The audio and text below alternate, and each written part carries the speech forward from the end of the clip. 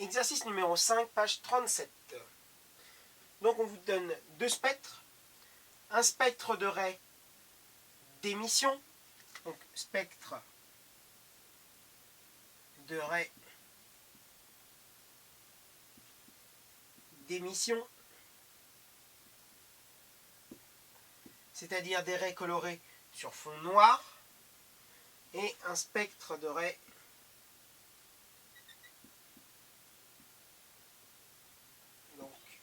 d'absorption, qui est un ray noir sur un fond coloré. Ray noir sur un fond coloré.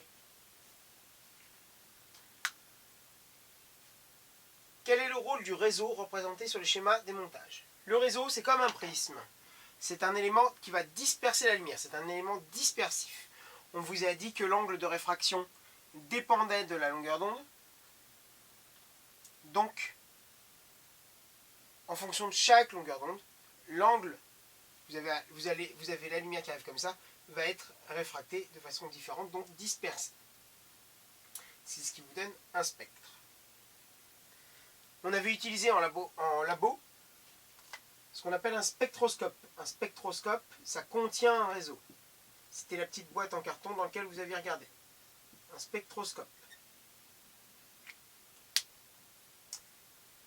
Petit b, par quoi peut-on remplacer un réseau? Donc par un prisme. Petit 2, associer à chaque spectre le montage correspondant.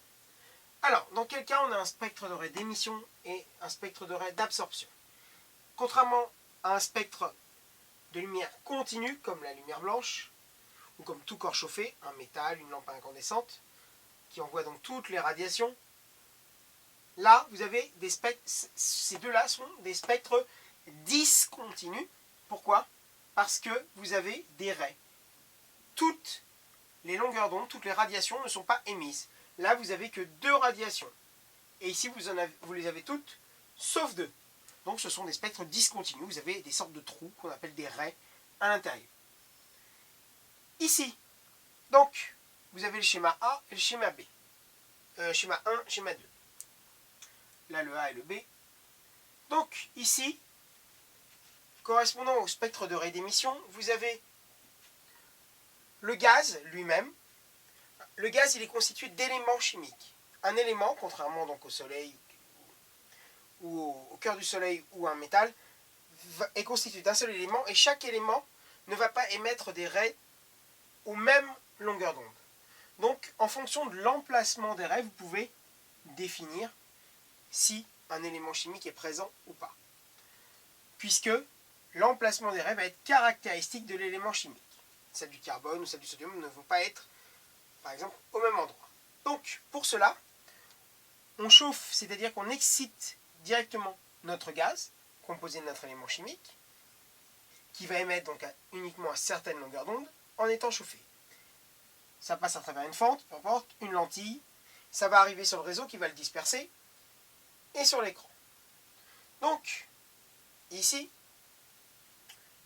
l'élément chimique va émettre sa propre lumière, donc va émettre simplement les radiations qu'il est capable d'émettre. Donc, vous allez avoir un spectre noir avec des raies colorées. C'est un spectre de raies d'émission. Il est capable d'émettre certaines longueurs d'onde.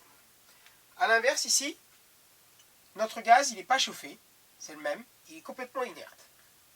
Par contre, on a de la lumière blanche, une ampoule incandescente, donc toutes les radiations, un spectre continu de lumière, qui arrive dessus et qui va le traverser. Comme le cœur du Soleil, c'est comme si c'était le cœur du Soleil et l'atmosphère du Soleil contenant un ou des éléments chimiques.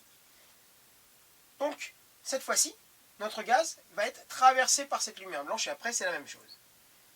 Cette fois-ci, le gaz ne va pas émettre sa propre lumière, il va absorber certaines radiations, la lumière blanche arrive avant.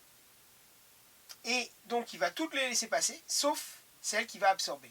Et celle qu'il absorbe, eh bien, ce sera justement celle qu'il est capable d'émettre lui-même quand il est excité, quand il est chauffé.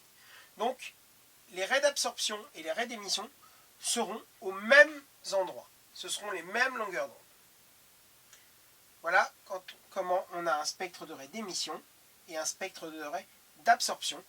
Il va laisser passer toutes les radiations colorées, donc on aura un fond coloré, et il va absorber les deux longueurs d'onde, les deux radiations qu'il est capable lui-même d'émettre quand il est chauffé. Donc, fond coloré sur terre noire.